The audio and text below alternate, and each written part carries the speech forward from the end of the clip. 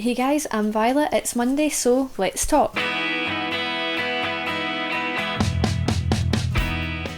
So this week's topic is long distance relationships and online dating, and just to say right off the bat, I don't actually really have experience in both of those subjects, so hopefully this video will be somewhat helpful or useful. I'm not really sure what I'm going to talk about, but I think I'll just sort of talk about my general opinion and general advice surrounding that. So the first thing that I want to talk about is long distance relationships. Now, like I said, I've never had a long distance relationship where I've dated the person, but I have had plenty of long distance friendships, one of those being obviously Kim, who you know on the channel, who's our Wednesday. She's a long distance buddy of mine, and also LJ and Alex as well. And I do have sort of some other people that I know that are from America and England as well, who I've known for a really long time and who I consider my best friends. So it does get really hard, so I couldn't even imagine how hard a long distance relationship could be. I don't think I could deal with that amount of distance between someone that I am dating. And there is sort of this big thing that long distance relationships never work, but that's obviously not true, because if you've seen Kaylin and Lucy, they sort of lived in different countries and now they're living together. But they definitely can work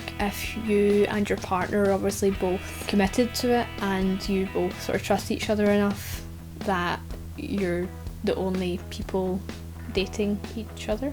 And it definitely can work, just like online dating, because they do tie in together, obviously, because online dating can mostly lead to long distance relationships. Obviously there is the long distance relationship where you do date to begin with, where you're in the same place and then someone moves away, and people try to do it that way, and they really can work. They definitely can, but it's just honestly just not for me. And as far as sort of dating apps and things like that go, I have used dating apps in the past, and one of the main ones that I use is Her. And if you don't know what that is, it's basically the female equivalent of Grindr, but with less dick pics. And I kind of feel like Her isn't actually a hookup app like Grindr is. It's more of a social app, because when you private message someone you can't send pictures, so that means that you're not going to get like a random picture of boobs that you don't want to see because it's like 9 o'clock in the morning and you're on your way to work. And then I don't know, this has happened to me in the past. I mean, some people like that, but that's just not for me. I like to just be able to talk to the person and connect with the person rather than share pictures that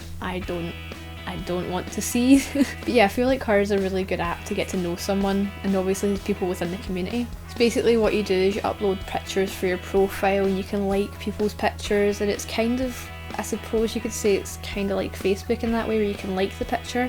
And it's not like Tinder where you sort of swipe to move on and swipe and swipe. I don't know how it works. You go left and right to do something, right?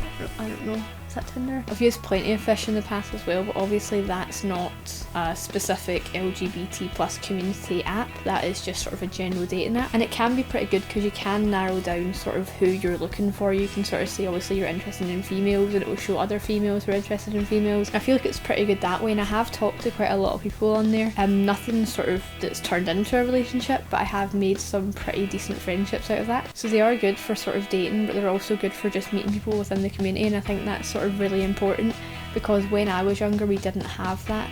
There wasn't a specific app, or there wasn't a specific sort of website that you could go on and just talk to people. I think Tumblr is also a good example as well, because I personally use Tumblr, and basically everyone that I follow is part of the LGBT plus community. Everyone that follows me is part of the LGBT plus community, I think. I'm not sure. I've not got that many followers, but I'm pretty sure all of them are either gay, lesbian, bi, or something under the umbrella of the rainbow. I don't know.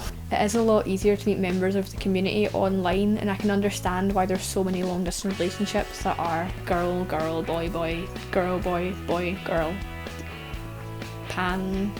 But yeah, like I said, I don't really have much to say about these topics because I've not had much experience in them myself. Probably wasn't very good, and I really do apologise. Also last week, if you saw in Laura's video, she did mention that Jess was going to be uploading her video Saturday just there, but that has changed. She's going to be uploading it on Thursday this week. I think that they're going to combine them. But that's about it from me this week, guys. I hope you somewhat enjoyed this video and it wasn't just me talking absolute shit. Okay guys, so I've been Violet, you've been you. It's been Monday, so I'll see you next week.